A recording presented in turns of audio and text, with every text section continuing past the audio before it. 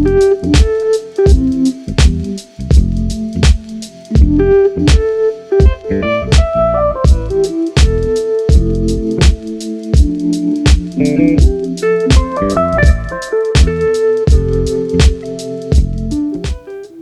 everyone, and welcome back to Sinnoh. Today we are expanding our region beyond the first town of Twinleaf as we head to our next destination, Sandgem Town. Today's episode is going to be packed with a lot of different content, so careful planning was a key. I'd like you to sit back, relax and enjoy as I tackle a few different projects in this episode. We'll start by laying out the road network and building the infrastructure around the train station. Then we'll head over to the beach area because, as the name suggests, Sandgem Town needs a sandy shoreline, just like in the game. We'll also be building the Pokemon lab, which is located here, along with custom PokéCenter and PokéMart. I've imported custom props with Pokemon writing system and added some of the posters my wife created to sprinkle a bit of Pokemon content into the game.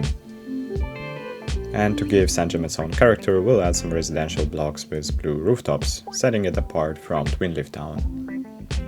I hope you guys enjoyed this episode, and if you do, don't forget to leave a comment, like and subscribe to the channel. Your support means a lot, and I would like to give a special thanks to Matt Moddix and Not Const for buying me a coffee. You guys rock. Without further ado, let's jump into today's build and keep expanding the Sinnoh region. As you can see, we are starting the town by laying down the road system and train infrastructure. For the road network, I'm using the custom roads I created for Twinleaf Town with the Road Builder mod. I consider making a special road layout here since Sandgem Town will connect to quite a few locations on the map, including Jubilife City, Orebro City, Twinleaf Town and Road 221, which leads to the southern tip of the island. Because of that, I wanted to create a smooth flow of the traffic without many interruptions. So you'll notice I've built this large custom-shaped roundabout in the center where I plan to add some walking paths, a park, and maybe a few shops to create a nice hub for the area. Now, I'm creating a custom layout for the pedestrian paths around this charming small rural train station that fits perfectly with the vibe of a town like Sandgem. I didn't want the station to just face the road. I wanted it to be more of a public spot with lots of walking space and a bit of park feel. And by placing the small walking alleys in this layout and adding sound barriers along the inner edges, I was able to create a large planter with smooth, clean edges, which I think looks really cool. And I actually got this idea from an Argentinian builder and wanted to give it a try myself. You might notice that the game sometimes leaves dark spots along the alleys, but don't worry, we'll cover them up later with some cool brick surfaces, and for larger spots you can always place big trees to hide those imperfections and make the area look more polished. I also wanted to place some custom infrastructure here that I spent a lot of time on. Sometimes I dive really deep into detailing, spending hours just to get that polished final look, but other times I leave things as they are without perfecting every little detail because trying to make everything too perfect can take too much time for small areas. I think letting some things stay as they are works just fine as well. And for this station I wanted parking on the edges for people coming and going from the town, and I also added a bus station that will serve as a main hub here. I'm planning to run a small shuttle bus service between Twinleaf and Sandgem later on. The train station will act as the main connection point in this area, linking it to Jubilife City to the north, and to the south the train will run through the island's southern tip towards the wetlands and Pastoria City. I'm really looking forward to expanding into bigger locations that will increase the population, create more jobs, which will allow me to work on a larger projects. And Jubilee City will be the island's biggest capital hub, modeled after Sapporo. So in a few episodes we'll be building a bustling city with high-density housing, commercial zones and industrial areas. But for now we're focusing on keeping things small and cozy with Sandgem Town. And now let me give you some context about this town that we're building. So essentially Sandgem Town is a peaceful coastal town in the Sinnoh Region, known for its close connection to the sea. It is a small but important location in the Pokemon games where players visit early in their journey basically. Sandgem serves as a key stop for new trainers, as it is a home to Professor Rowan's Pokemon Lab, where players receive their first Pokédex and learn more about Pokemon research. The town has also a small beach area, giving it relaxing laid-back atmosphere compared to busier cities later in the game. Though it is small, Sandgem plays a vital role in setting players up for their adventure. It is a place for learning, exploration, preparation before moving on to bigger challenges. And with its quiet homes and welcoming environment, Sandgem represents the perfect blend of rural charm and early game significance, providing a cozy but critical start to the journey through Sinnoh. Sandgem is also where players encounter their first Pokecenter and PokéMart, essential locations for healing Pokemon and buying supplies for Pokemon adventures. I really wanted to bring these iconic buildings into the game, so I had to figure out how to create them in City Skylines 2. I decided to dive into custom decals and learn how to upload them into the game, which is actually not that difficult, so I could add the signature Pokemon writing system and design elements to give Sandgem Town that authentic Pokemon world feel. Later on I'll see if I can create a pack out of these decals and upload them to Paradox mods so other players can download them and use them as well. And if anyone knows how to do that, please let me know in the comments, because I really don't know how to do this so far. And yeah, I created and uploaded only a few of them to the game. You'll see me placing them later on, but I plan to make a lot more, and it is really a nice creative job outside of the building itself, figuring out how to adapt them to different situations. And most of the time there'll be posters and signature markings for buildings, but if later in the game I can figure out how to place them automatically on commercial buildings and other areas, so they'll pop up and spawn just by themselves, that would be extremely cool, and it will help also this region to blend even more seamlessly into the Pokemon's lore. And while I play around with the terrain and infrastructure building, feel free to sit back and enjoy the music until we move on to the next project.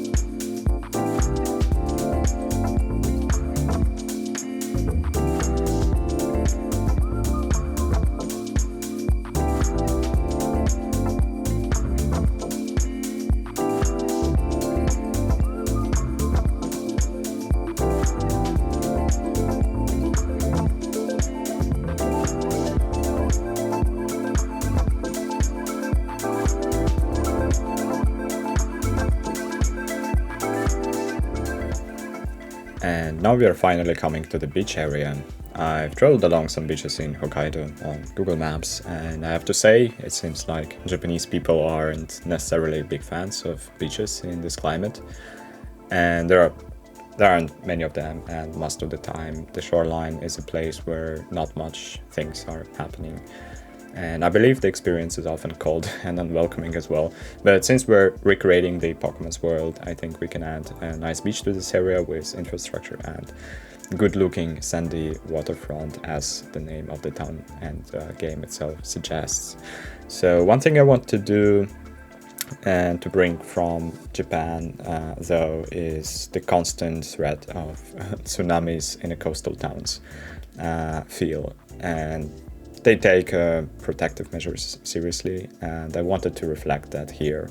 So I decided that the beach would be slightly downhill from the town, and there will be a special wall separating the two to prevent any big water from coming inland. So I started by extending this main road towards the beach area downhill, and now I'm stretching the smaller road to the edges of the area, where I'll add small parking lots that connect pedestrian alleys leading down to the beach. And for this roads I decided not to make too much of a parking, but rather make it on a sideways and close it here with a small roundabout for just drivers' convenience, I guess. Now, obviously the beach is a place with sand and sometimes rocks, but since we are in Sandgem Town and in the game there is a big emphasis on the sand, even inside of town itself, I'm going to cover the beach with clean white sand to give it a beautiful and fancy look. The idea is to make this beach a key attraction that brings more attention to tourism to the town itself, which could also become one of Sandgem's main economic points, I guess.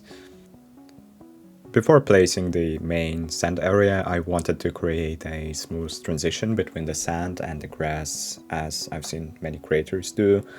It helps to separate the two zones a bit more naturally.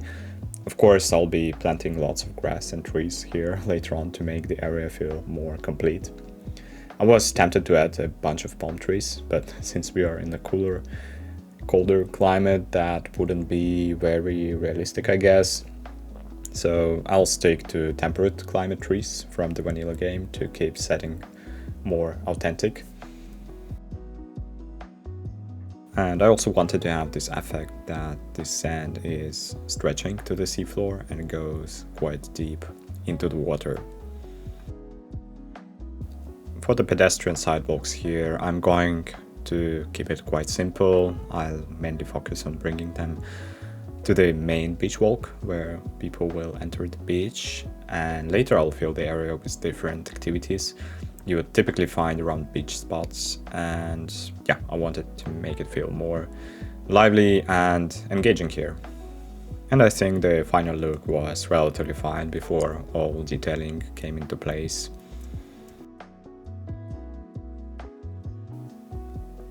For this part, I wanted to create a wall to protect people from tsunamis, as I mentioned earlier. And the first barrier to the east was already built with that quay road, which elevates quite high.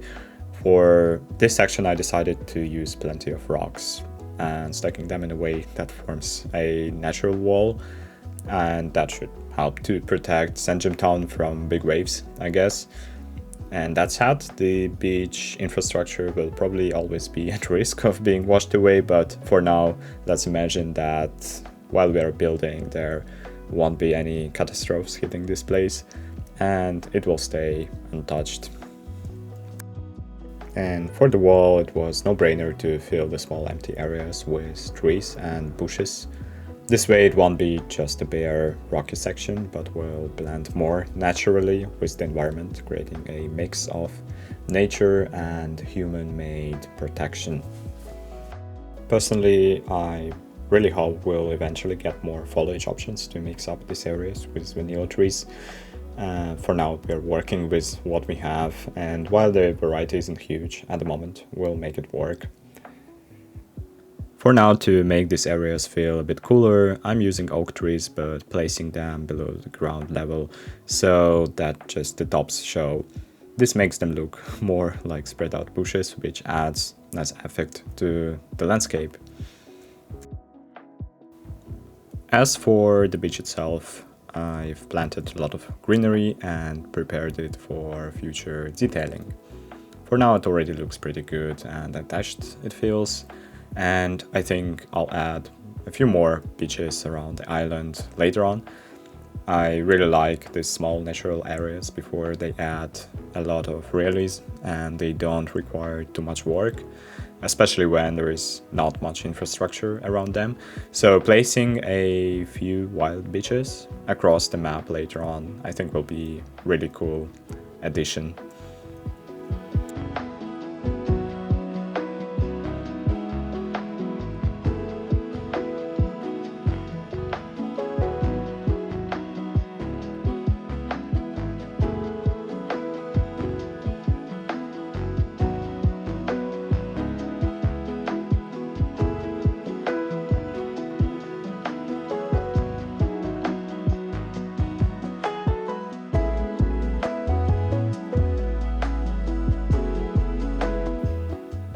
And now I'm heading back to the train station build, where there is going to be a lot of detailing work. And I wanted to create a nice infrastructure project around it and to make it a bit more a welcoming card for Sandgem Town, especially for tourists and Pokemon trainers coming visit the beach town of Sandgem. And in Japan in particular, I think they have really strong train culture. They're really fans of trains, whether it is small two-car trains or fast bullet trains that zip across the country in just a few hours. Here we won't have much high-speed infrastructure because in Hokkaido the focus is more on local trains, and the high-speed line actually goes down to the southern tip of the island and ends over there. And I think it's really cool that Japan managed to build this infrastructure even under the water, considering how risky the area is. The earthquakes are really common, and it's impressive how Japanese engineers and builders have made their home both safe and functional. Big kudos to them for that. Now for this train station, I wanted to give it a nice cozy station building, and I decided to place a small hotel that will function as station building for Sandgem Town. It felt like no-brainer to have this building right in the middle, making the station feel more welcoming and functional. And for the rest of the area, I covered it with cobblestone surfaces, and I'll be adding some props later on to fill it in and turn it into more of a park area, making the surface and the space feel a bit more lively and inviting. You'll see me a lot using this custom Stone Age line technique, quite a lot, and placing it wherever I can to smooth out the edges until we get to more assets to replace this method. I think it works nicely. The result is still good, even though I'd appreciate if the game allowed us to lift the objects to different levels without causing those visually glitchy areas. But for now it works and feels quite good, I think. Now, this part of train station will eventually lead to the walking infrastructure that I'm planning to build in the next episode. And just to give you a bit of a spoiler, I've decided to bring in cycling infrastructure as well. And in the Pokemon world, biking plays a big role in shortening travel time, so it's definitely going to have its place here as well. And in the next build and episodes, I'll be revamping this area to fit these bike lanes that will stretch from the core of Sandgem Town to its edges, and even connect to Twinleaf Town and future Jubilife City as well.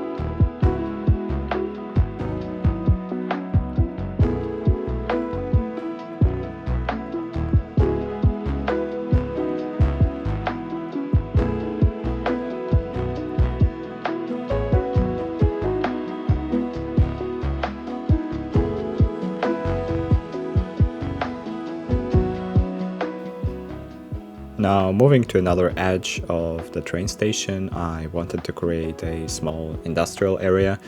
This will mix up space a bit, and I figured people usually don't wanna live right next to train lines because of the noise and all that. So this spot will be filled with some random warehouses and industrial buildings instead.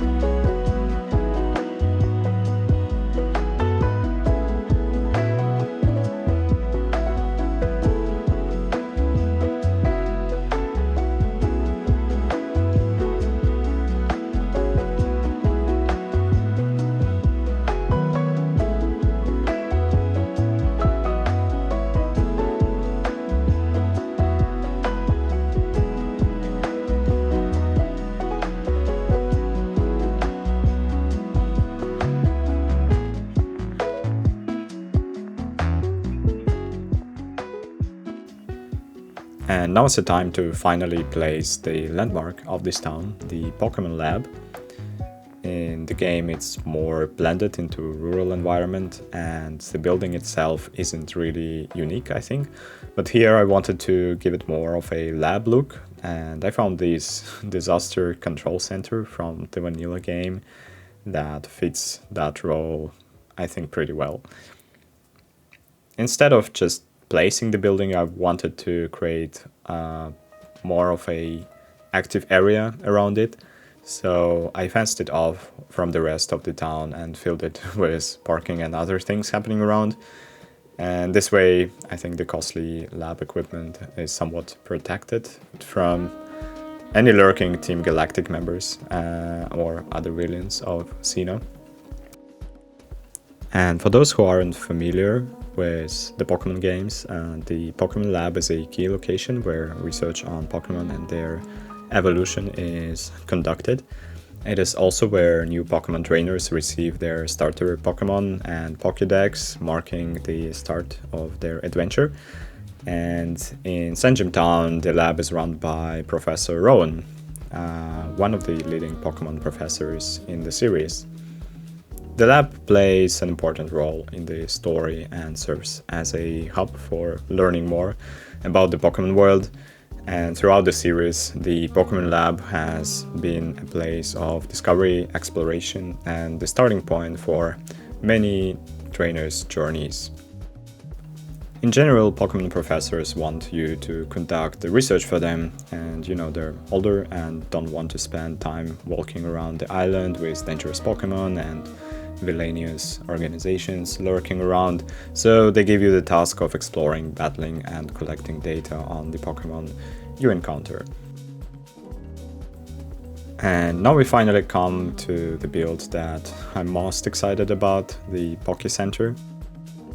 The PokéCenter had to be here, and I had to find a way to make it look as real as possible. So instead of just placing a building that kind of looks like Pokecenter and coloring it in red, I also wanted to give it a proper name and signage. And I created this simple rectangular sign with the PokéCenter logo and spelled center in the Pokemon language. And I think the result turned out to be pretty good, to be honest. Although, yeah, I have some thoughts and ideas how to improve it going forward into the builds. Let me know in the comments what you guys think of it and whether you'd like me to move towards full customization of buildings, especially the commercial ones. I'm planning to add a lot of different logos and posters around the region, but at some point they'll probably be mixed with some English signage, since that's just part of the game and there is not much I can do to avoid it. Although there is a setting, I think, in some mod that allows you to kind of erase by default the signage on commercial buildings. I will yet dig into it, but I just don't want to also have a lot of commercial buildings without any signage on them. Now, I also think that from city to city, from town to city, I'm going to use different Pokecenter and Pokemart buildings. So some of them will be bigger, some of them will be smaller, just to, you know, have them kind of rightly blended into the environments that are going to be built. So yeah, you'll see me maybe customizing them quite a lot, just to have them differ from town to town, because I think in the game they're just looking same all the time, and I think it will be quite boring to do so. At the same time, yeah, just want to have a little bit different settings in each location.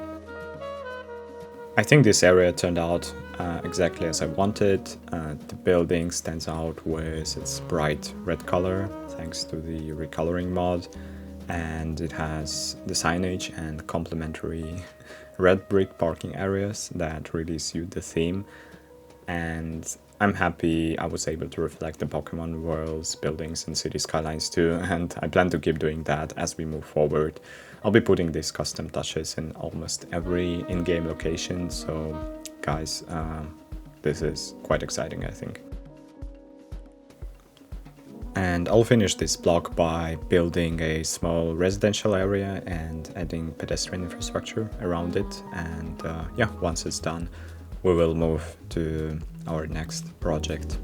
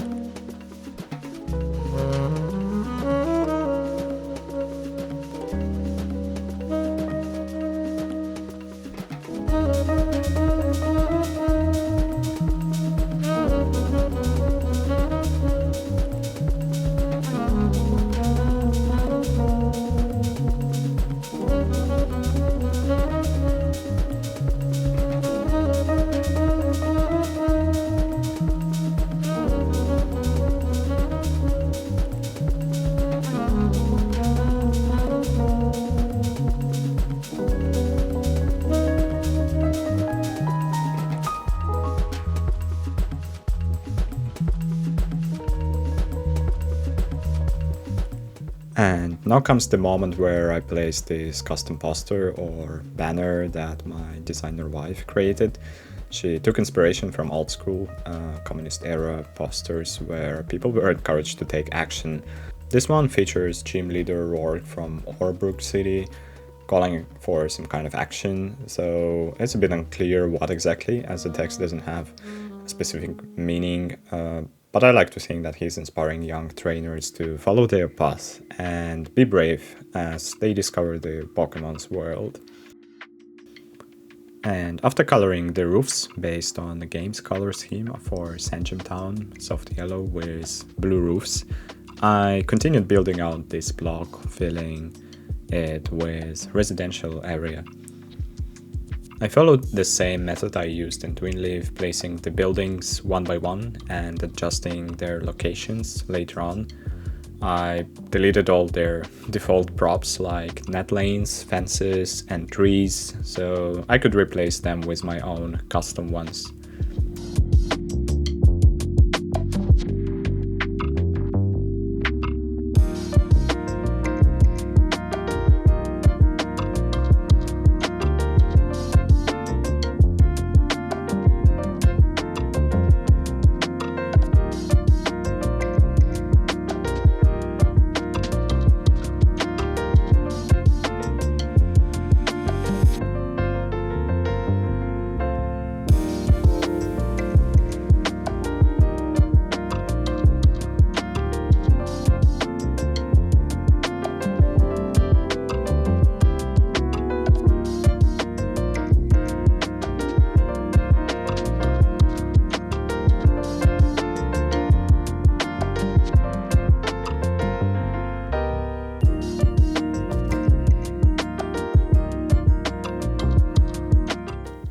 It was also a time to place high school that will serve both Twin Leaf and Sandgem Town.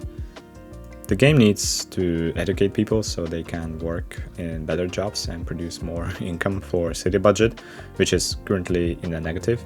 But in a few episodes I plan to expand the forestry and agriculture sectors to help balance a budget income a bit. And I also think that the game wants me to add a lot more people than I have right now. Hopefully by building more high density areas in Jubilife City, I can bring in extra workforce that the region really needs. I wanted to create this trail also that leads from Twin Leaf to Sandgem, imagining that trainers need more wild areas to explore and catch Pokemon. Maybe this was the old route that once connected both towns in the past. And as I mentioned in previous episodes, the original games often tend to feature rural trails rather than asphalt roads. To make this trail more interesting, I added some stones along the path. While working on it, I found this old cemetery in the game, which looked very cool. So I decided to place one along the trail to give it a bit more character, so to say. In the Pokemon games, spots like this are usually where you can find ghost-type Pokemon, and adding these abandoned, spooky areas makes the build a lot more fun, in my opinion. It adds a little mystery and atmosphere to the trail, giving trainers something unexpected to explore.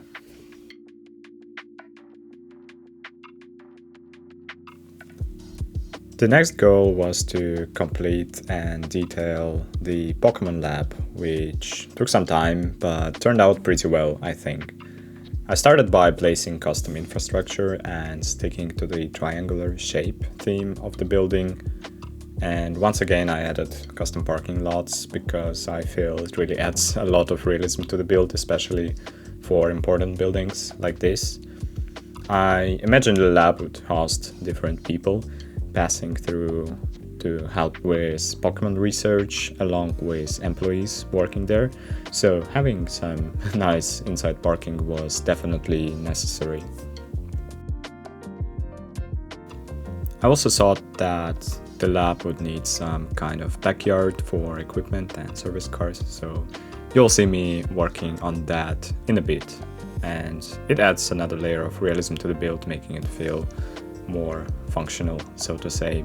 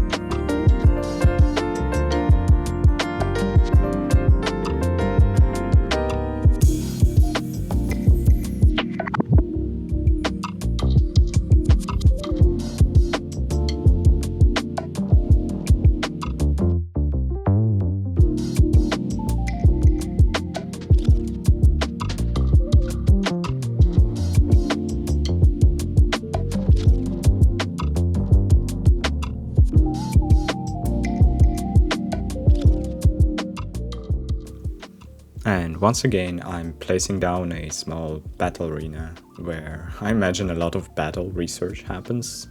So I felt it was necessary to include one over here. I've really gotten fond of adding these arenas wherever I can, and Sandgem Town will probably have a few of them. There is one here, and I'll be adding one to the beach later on, and another one in the next build where I extend the school's backyard to create a fused arena with custom running course around it. Although it looks the same, I try to make it a bit different each time, so they add up sense to the spot where they are. But again, it's more about having them in spots where it actually would make sense. I also like the way how they resemble a football field in some way. So I believe that the people that don't know much about Pokemon world and never have played a game or seen any anime series, I think it would just look for them that this is another sports field placed down. So I think it adds up a lot of fun to the build itself. Now I'm going to finish this area with placing down some quick foliage, as greenery will always help to give this final touch to the place.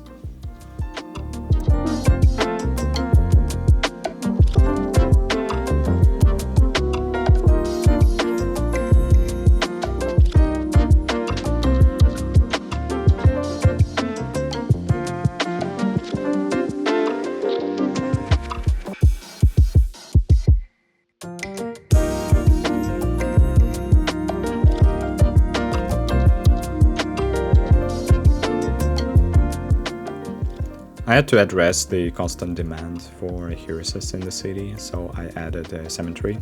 I found a smaller custom asset on Paradox mods that fit the space well, and it ended up blending in nicely, I think. For the next part, I went back to the beach area to give some final touches and place props that would make it functional common space. First, I really wanted to add this beach house asset from Paradox mods made by Dome, which I think is amazing, and it's kind of thing that could make any beach worth visiting. I really appreciate how creators are doing a great job of finding ways to fill the gap in alternative assets in the game, and this one is just super dope. At this point, I wanted to include as much activity as possible to this beach, so you'll see me placing quite a lot of things here. But as always, after some hard detailing work, the results are pretty impressive.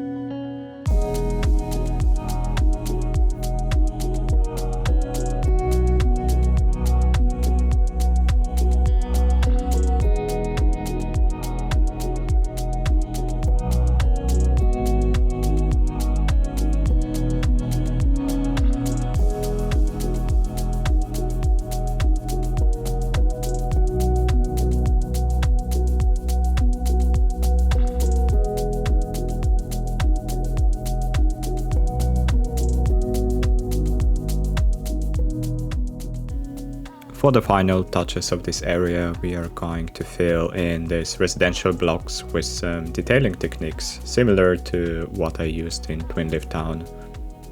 There won't be too much of it here, aside from this custom built fencing that I add, and a bit more greenery than in the original builds. And of course, the last step will be changing the roofs to the blue color to match the game's style of Sandgem.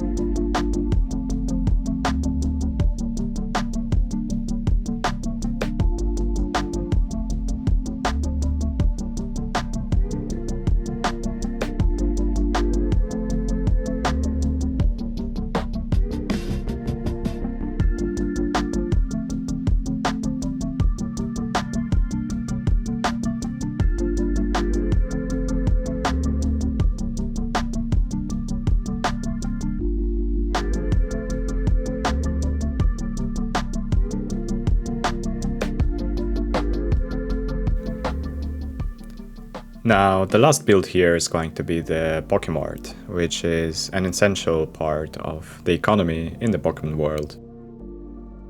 For those unfamiliar, a Pokemart is essentially a shop for Pokemon trainers, where they can buy crucial items like Pokeballs, potions, and other supplies needed for their journey.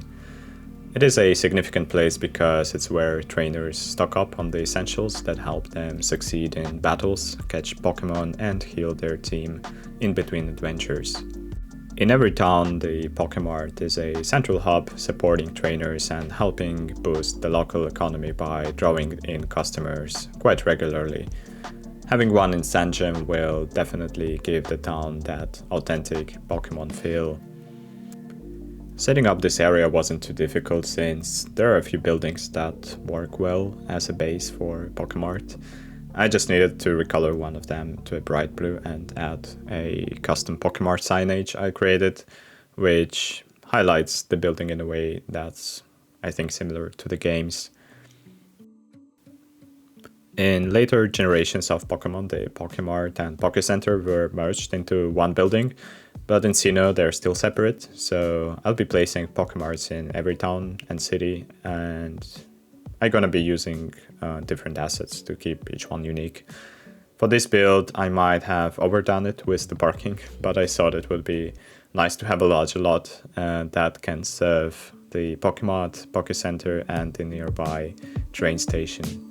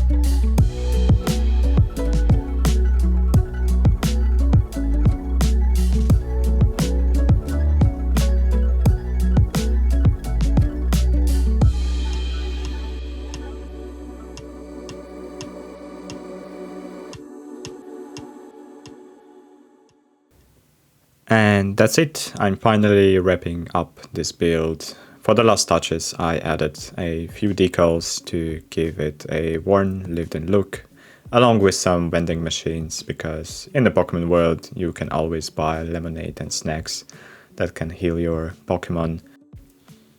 This has been a lot of fun and I'm excited to keep developing Sinnoh. I've saved also a little spot here for some custom commercials to place later. So that's a wrap up for today. I hope you enjoyed this episode. And if you did, please leave a comment or like, and don't forget to subscribe if you want to stay updated on my new videos. I'm also open to suggestions that can help make Sinnoh even better going forward. And for now guys, thanks a lot and enjoy the final cinematics I prepared for you, and I'll see you in the next one.